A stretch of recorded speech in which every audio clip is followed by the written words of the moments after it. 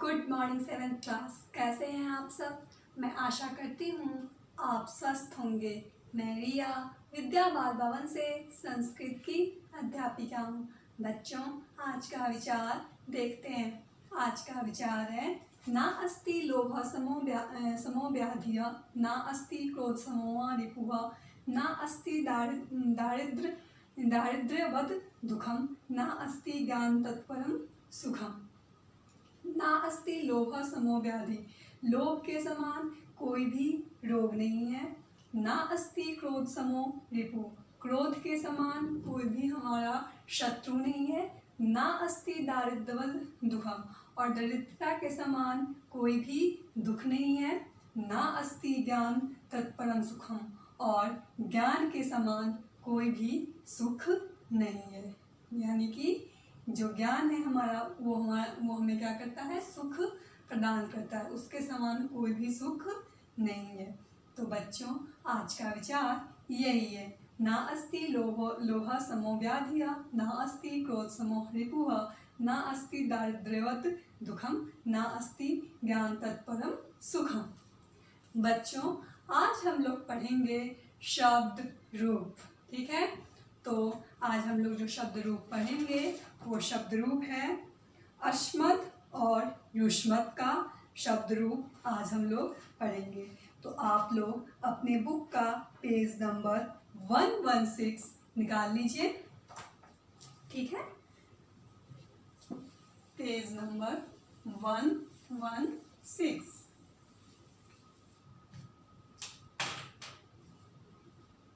शब्द रूप।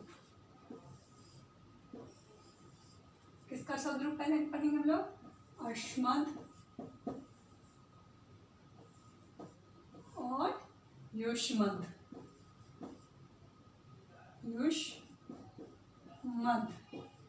ठीक है? Page number 116। अस्मद और युष्मद जो शब्द रूप है वो सर्वनाम शब्द रूप है। ठीक है? तो सर्वनाम, सबसे पहले सर्वनाम शब्द रूप पढ़ने से पहले हमें ये जानना आवश्यक है कि सर्वनाम किसे कहते हैं। तो सर्वनाम संज्ञा के स्थान पे प्रयुक्त होने वाले शब्द को सर्वनाम कहते हैं। किसके स्थान पे? संज्ञा के स्थान पर प्रयुक्त होने वाले शब्द, प्रयुक्त होने वाले शब्द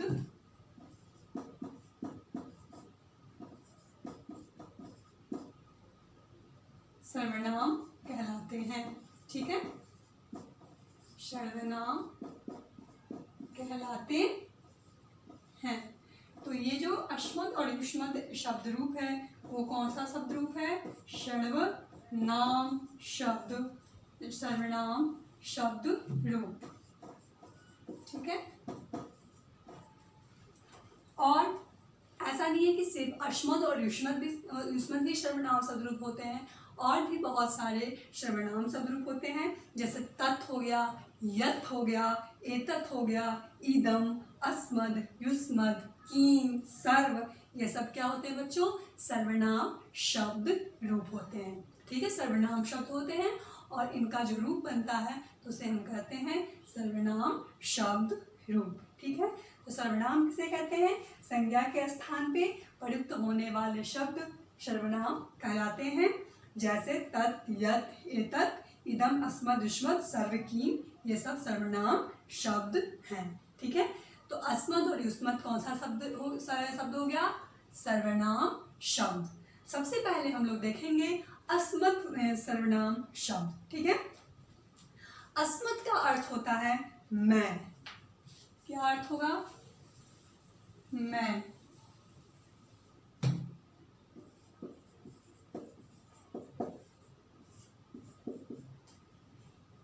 अश्मद का अर्थ होता है मैं। और यह जो है, यह तीनों लिंगों में इसका रूप नहीं चलता है। जो रूप इसका बनता है वही रूप हम सब जगह उसका प्रयोग करते हैं। इसका रूप तीनों लिंगों में नहीं चलता है। अस्मद का जो रूप है वो तीनों लिंगों में नहीं चलता है। ठीक है, यह तीनों लिंगों में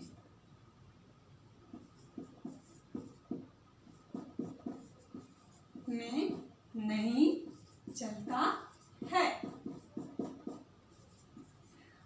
अब देखिए, सबसे पहले हम देखते हैं विभक्ति, फिर उसका अर्थ और फिर एक वचन में उसका क्या अर्थ होगा ये देखते हैं। अब देखिए, जो प्रथम, हम हमें पता है कि 7 विभक्ति में प्रयोग होगा, तो प्रथमा विभक्ति का अर्थ क्या होता है? कर्ता, कर्ता, और कर्ता का चिन्ह क्या होता है? ने। ठीक है, और उसमें जो प्रयोग होगा वो होगा अहम।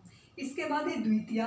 द्वितीया में को और उसमें कर्म कारक, और उसका जो एक वचन में प्रयोग होगा वो होगा माम। माम का अर्थ होता है मुझको। ठीक है, अहम का अर्थ होता है मैं या मैंने।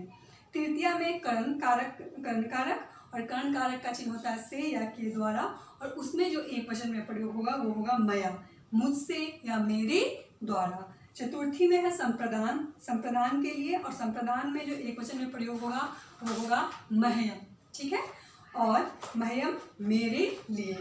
इसके बाद है पंचमी। पंचमी में अपादान। अपादान कारक का चिन्ह क्या होता है बच्चों? से अलग होने के अर्थ में, और उसमें जो प्रयोग होगा वो होता है अस्मत्। क्या होगा? अस्मत्, और अस्मत् का अर्थ होता है मुझसे। इसके बाद षष्ठी। षष्ठी में संबंध कारक प्रयोग होगा। संबंध कारक का चिन्ह होता है का, के, की, रे, री। तो और उसमें जो अस्मत् का एक वचन में प्रयोग होगा वो होगा मम। मम का होता है मेरा, मेरी या मेरे। सप्तमी में अधिकरण कारक। अधिकरण कारक में में या पर, और उसमें है मई। मई का अर्थ क्या होता है? मुझ में या पर। ठीक है, अब चलिए हम देखते हैं रूप एक वचन, दो वचन और बहुवचन में, और उसका अर्थ क्या होगा। चलिए सबसे पहले हम देखेंगे अस्मत् का रूप। विभक्ति, विभक्ति। ठीक है, एक वचन, द्विवचन और बहुवचन। बहुवचन सबसे पहला जो है वो है हमारा विभक्ति प्रथमा। कौन सा है? प्रथमा। प्रथमा का अर्थ होता है, प्रथमा एक वचन में होगा अहम, द्विवचन में आवाम, और बहुवचन में वयम। क्या प्रयोग होगा बच्चों? वयम। ठीक है, अहम, आवाम और वयम। जो उत्तम पुरुष में हम प्रयोग करते हैं वही है अहम, आवाम और वयम। इसके बाद है द्वितीया। ठीक है, द्वितीया में प्रयोग होगा माम, आवाम, असमान। क्या प्रयोग होगा? माम, आवाम और अस्मान। इसके बाद है तृतीया। तृतीया में प्रयोग होगा मया, आवाभ्याम, आवाभ्याम और अस्माभि, अस्माभि। इसके बाद है चतुर्थी। चतुर्थी में प्रयोग होगा बच्चों मह्यम, आवाभ्याम,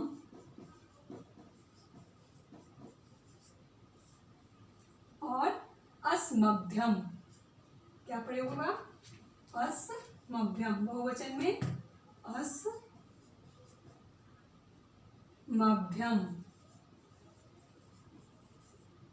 ठीक है, अब देखिए प्रथमा विभक्ति एक वचन। एक वचन में क्या प्रयोग हुआ है? अहम। अहम का अर्थ होता है मैं या मैंने।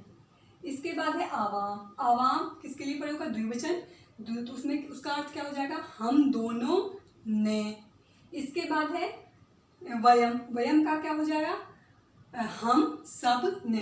ठीक है, तो अहम का मैं, आवाम का हम दोनों, और कर्ता कारक का चिन्ह ने। तो वो चिन्ह हम लोग आगे लगा देंगे। अहम का मैं या मैंने, आवाम का हम दोनों ने, और वयम का हम सब ने। इसके बाद है द्वितीय विभक्ति। द्वितीय विभक्ति में माम, माम का अर्थ होता है मुझको, आवाम का हम दोनों को, और आसमान का हम सब, आसमान का हम सब को। इसके बाद तृतीय विभक्ति। तृतीय विभक्ति कर्ण कारक के अर्थ में प्रयोग होता है, और कर्ण कारक का जो अर्थ होता है वो होता है से, ठीक है, से या से द्वारा, ठीक है। तो तृतीय विभक्ति के एक वचन में क्या प्रयोग हुआ है, मया, मया का अर्थ होगा मुझसे या मेरे द्वारा, ठीक है। आवाभ्याम, द्वितीय विभक्ति द्विवचन में क्या प्रयोग हो रहा है, आवाभ्याम, आवाभ्याम का अर्थ होता है हम दोनों से, हम दोनों से, हम दोनों के द्वारा। इसके बाद है अस्माभि, अस्माभि का क्या, अस्माभि बहुवचन में प्रयोग हुआ, अस्माभि का अर्थ क्या होगा, हम सबसे या हम सबके द्वारा। उसके बाद चतुर्थी विभक्ति। चतुर्थी विभक्ति संप्रदान कारक में प्रयोग होता है, उसका चिन्ह है के लिए। तो मह्यम एक वचन में क्या हो जाएगा, मह्यम, मह्यम मेरे लिए, द्विवचन में आवाभ्याम हम दोनों के लिए, और बहुवचन में अस्मभ्यम, ठीक है, क्या प्रयोग हो रहा है, अस्मभ्यम, यानी कि हम सबके लिए। अब आता है हमारा पंचमी विभक्ति। पंचमी विभक्ति अपादान कारक, ठीक है, से अलग, अलग होने के अर्थ में अपादान कारक का प्रयोग होता है ना। तो पंचमी विभक्ति, पंचमी विभक्ति एक वचन में होगा बच्चों, मत, क्या हो जाएगा, मत, द्विवचन में आवाभ्याम, और बहुवचन में अस्मत्, क्या होगा बच्चों, अस्मत्। इसके बाद है षष्ठी। षष्ठी विभक्ति संबंध कारक के अर्थ में हम प्रयोग करेंगे। तो षष्ठी में हो जाएगा मम, एक वचन में मम, द्विवचन में आवयो, और बहुवचन में अस्माकम, क्या हो जाएगा, अस्माकम। इसके बाद है सप्तमी विभक्ति। सप्तमी विभक्ति एक वचन में मई, द्विवचन में आवयो, और बहुवचन में अस्मासु, क्या हो जाएगा, अस्मासु। अब देखिए पंचमी विभक्ति में एक वचन में मत हुआ, तो मत का अर्थ क्या होगा, मुझ से, ठीक है। आवाभ्याम, आवाभ्याम का अर्थ होगा हम दोनों से, और अस्मत् का अर्थ होगा हम सब से। इसके बाद है षष्ठी में। षष्ठी विभक्ति एक वचन में मम होगा, मम का अर्थ होता है मेरा, मेरी या मेरी।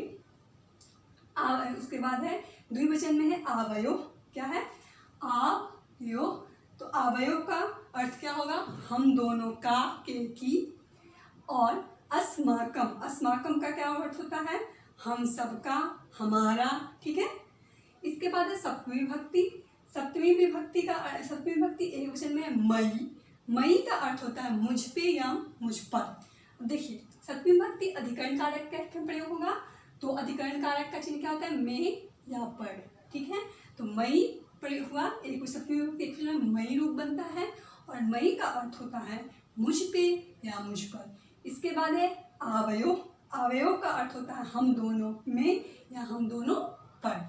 इसके बाद है अस्मासु, अस्मासु का अर्थ होता है हम सब में या हम सब पर, ठीक है। तो बच्चों ये था हमारा सर्वनाम अस्मद शब्द रूप, ठीक है। सबसे पहले देखते हैं, एक बार मैं रिवाइज कर दूं। अस्मद, अस्मद के विभक्ति एक वचन में क्या होगा, अहम, द्विवचन में आवाम, और बहुवचन में वयम, ठीक है।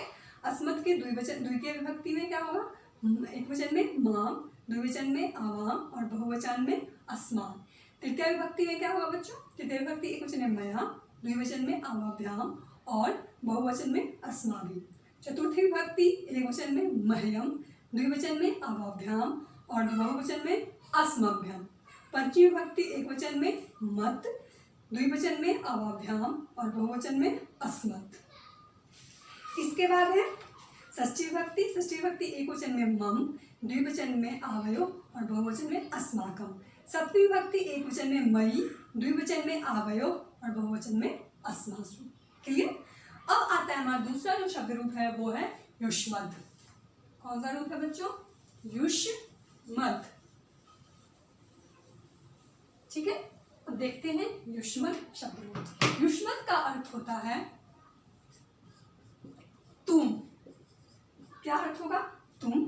और ये भी तीनों लिंगों में इनका भी रूप नहीं चलता है। ठीक है, सबसे पहले हम देखते हैं इसका विभक्ति और अर्थ। ठीक है, एक वचन में देखेंगे, फिर हम तीनों वचन में इसका अर्थ को देखेंगे। सबसे पहले आ गया हमारा प्रथमा विभक्ति। प्रथमा विभक्ति का चिन्ह क्या होता है? ने। ठीक है, तो उसमें क्या प्रयोग होगा? एक वचन में त्वम। त्वम का अर्थ होता है तू, तुम, तुमने। द्वितीय विभक्ति का अर्थ होता है, द्वितीय विभक्ति का चिन्ह होता है को। इसमें क्या प्रयोग होगा? त्वाम, तुम, को। तृतीय विभक्ति में से या के द्वारा, और इसका जो तृतीय विभक्ति एक वचन में प्रयोग होगा वो होगा त्वया, और उसका अर्थ होगा तुमसे या तुम, तुम्हारे द्वारा। इसके बाद चतुर्थी विभक्ति। चतुर्थी विभक्ति का अर्थ होता है के लिए। ठीक है, और इसमें जो एक वचन में प्रयोग होगा बच्चों वो है तुभ्यम। ठीक है, तुम्हारे लिए। इसके बाद पंचमी। पंचमी का अर्थ होता है से, और इसकी जो एक पंचमी विभक्ति एक वचन में प्रयोग होगा तवत। ठीक है, और तवत का अर्थ होता है तुम से। इसके बाद है षष्ठी। षष्ठी का चिन्ह होता है का के की। ठीक है, और इसमें षष्ठी विभक्ति एक वचन में प्रयोग होगा तव। ठीक है, इसका अर्थ होगा तेरा, तेरी या तेरे। का के की रा रेडी में अर्थ होता है ना, चिन्ह प्रयोग होता है, तो वही तब। तब का क्या हो जाएगा? तेरा, तेरी और तेरे। लास्ट हमारा सप्तमी। सप्तमी का चिन्ह होता है में या पर, और उसमें जो एक वचन में प्रयोग होगा वो है त्वयि, तुम पे, तुम पर या तुम में। ठीक है, तो ये था हमारा एक वचन में। अब हम देखते हैं तीनों वचन में युष्मद् का रूप। ठीक है, विभक्ति हमारा हो गया प्रथमा। विभक्ति हमारा हो गया प्रथमा और त्वम। एक वचन में क्या हो जाएगा? त्वम। द्विवचन में युवाम, त्वम युवाम, और बहुवचन में यूयम। बहुवचन में क्या हो जाएगा? यूयम। द्वितीय विभक्ति। द्वितीय विभक्ति। द्वितीय विभक्ति में क्या प्रयोग होगा? त्वाम। एक वचन में त्वाम, द्विवचन में युवाम, और बहुवचन में युष्मान। युष्मान। इसके बाद है तृतीया। तृतीय विभक्ति। तृतीय विभक्ति एक वचन में त्वया, द्विवचन में युवाभ्याम, युवाभ्याम,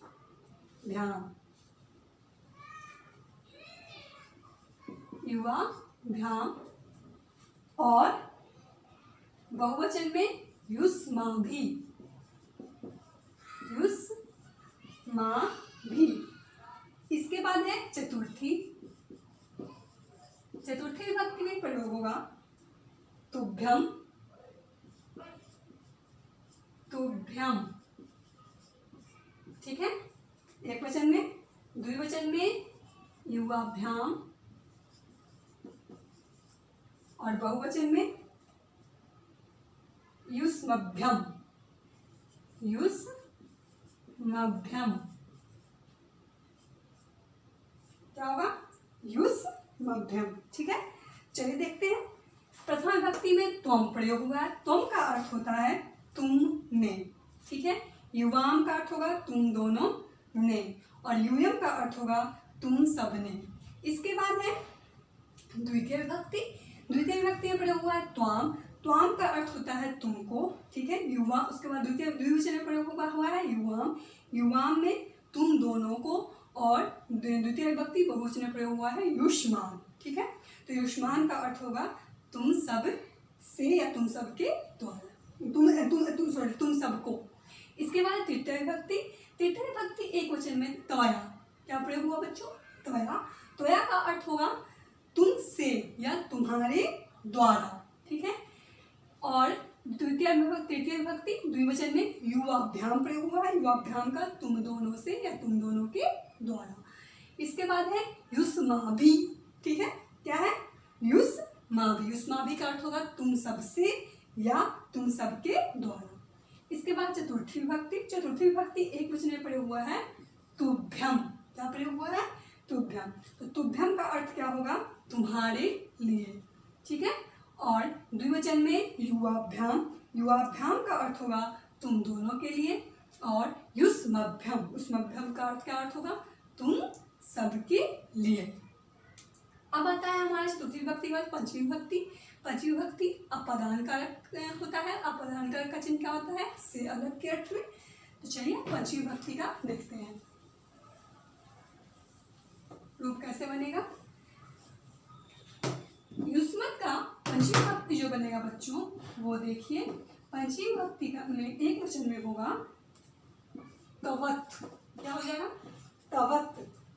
द्विवचन में युवाभ्याम, युवाभ्याम। और बहुवचन में युष्मत्। क्या हो जाएगा?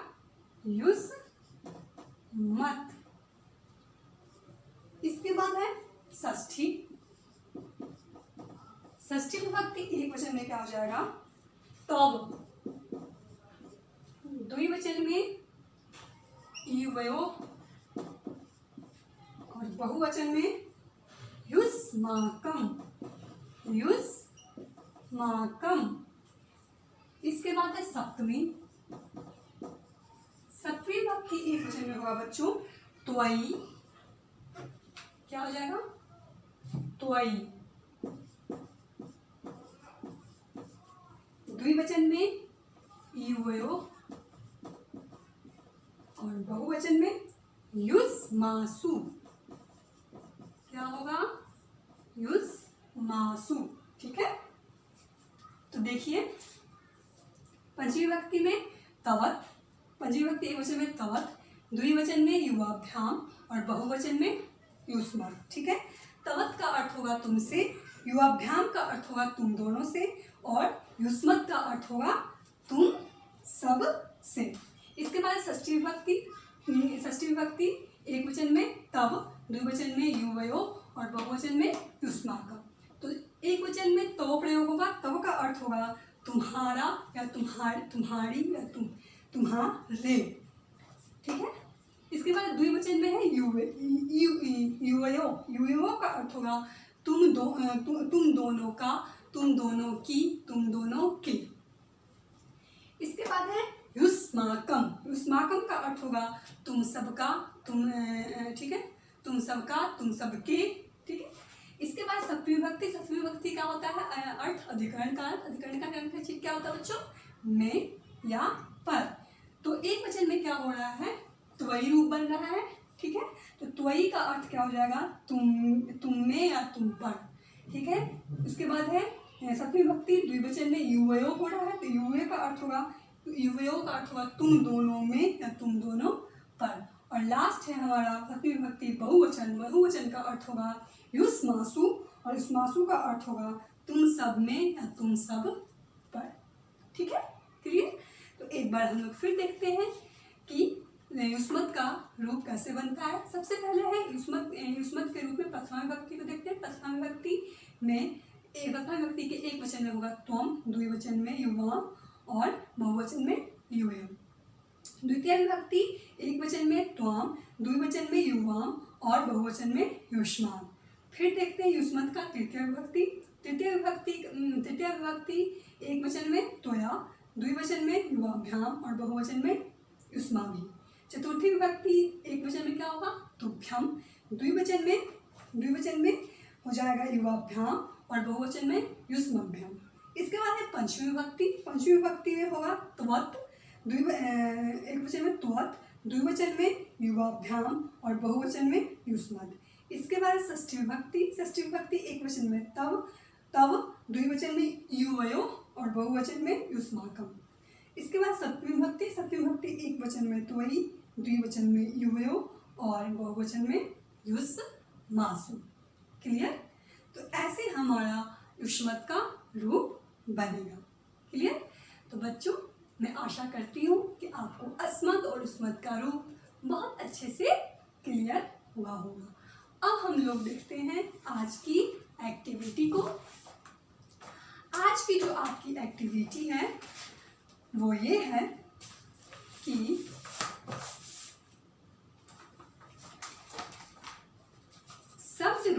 हमने आज पढ़ा अस्मत् और युष्मत्। कौन सा रूप पढ़ा आज हमने? अस्मत् और युष्मत् में शब्द रूप पढ़ा। तो इससे रिलेटेड जो आज की एक्टिविटी है वो हम लोग देखते हैं।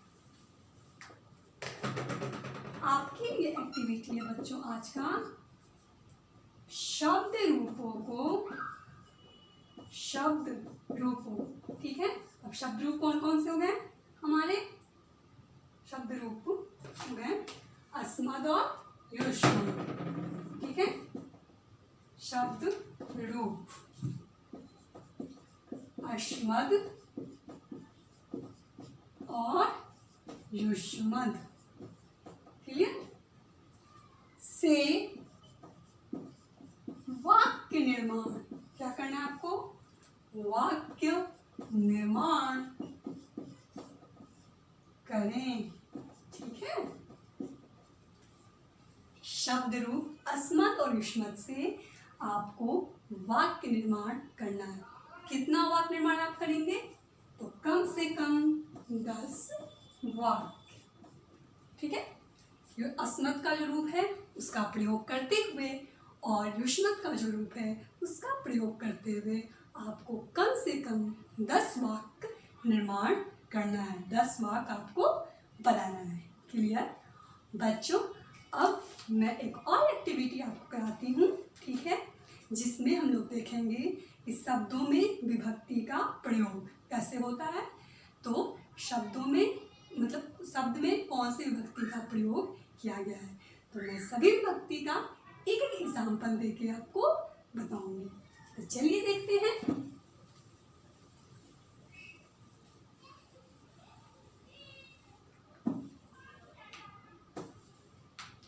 सबसे पहला है हमारा प्रथमा विभक्ति, ठीक है। प्रथमा विभक्ति कर्ता कारक, ठीक है। अब कर्ता कारक के लिए मैं एग्जाम्पल लेती हूँ ग्रीसः, ग्रीशः। अब देखिए ग्रीसा में कौन सा विभक्ति का प्रयोग हुआ है बच्चों? प्रथमा विभक्ति। कौन सी होगा विभक्ति का? प्रथमा विभक्ति का, प्रथमा विभक्ति एक वचन। अब सेकंड आता है हमारा कर्म कारक, ठीक है। अब कर्म कारक से रिलेटेड हम लोग देखते हैं पुस्तकम, ठीक है। तो पुस्तकम में कौन सा विभक्ति प्रयोग हुआ है? द्वितीया विभक्ति। थर्ड है हमारा करण कारक। करण कारक के लिए जो एग्जाम्पल मैं देती हूँ आपको वो है जलेन, जलेन, ठीक है। तो जल से या जल के द्वारा अर्थ होगा और इसमें जो विभक्ति प्रयोग हुआ है वो है तृतीया विभक्ति। इसके बाद है फोर्थ है हमारा, फोर्थ कारक हमारा कौन सा है? संप्रदान कारक। तो संप्रदान कारक के लिए है याचकेभ्य, याचकेभ्य। याचकेभ्य का अर्थ होता है जो मांगने के अर्थ में प्रयोग होता है, मांगने वालों को लिए याचक शब्द का हम प्रयोग करते हैं। तो याचकेभ्य, ठीक है। किसी को देने के अर्थ में भी चतुर्थी विभक्ति का प्रयोग होता है ना बच्चों। तो इसमें जो विभक्ति का प्रयोग हुआ है वो है चतुर्थी, ठीक है। इसके बाद आता है हमारा पंचमी विभक्ति। पंचमी विभक्ति में है हम अपादान कारक और उसका जो एग्जाम्पल है वो है वृक्षात। वृक्षात क्या आ गया? पंचमी विभक्ति एक वचन, ठीक है। कौन सी विभक्ति? पंचमी विभक्ति एक वचन हुआ ना वृक्षात में, तो वृक्षात यानी कि अलग होने के अर्थ में प्रयोग होता है। इसके बाद आता है हमारा षष्ठी, ठीक है।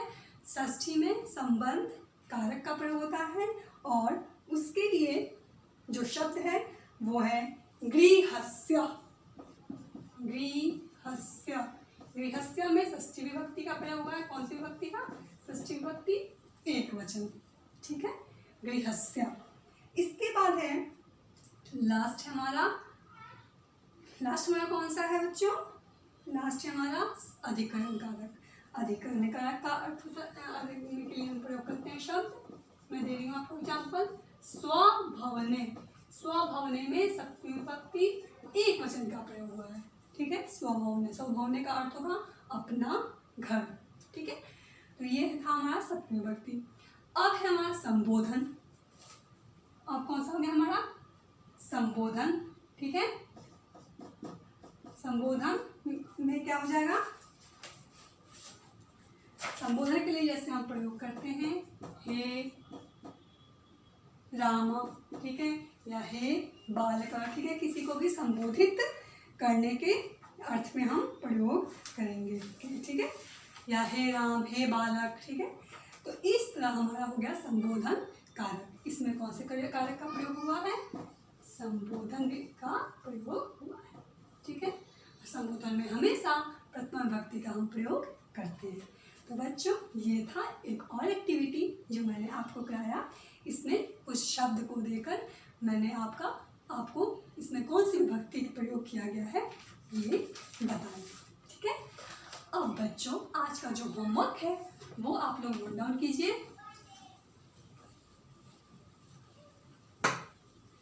आज का होमवर्क है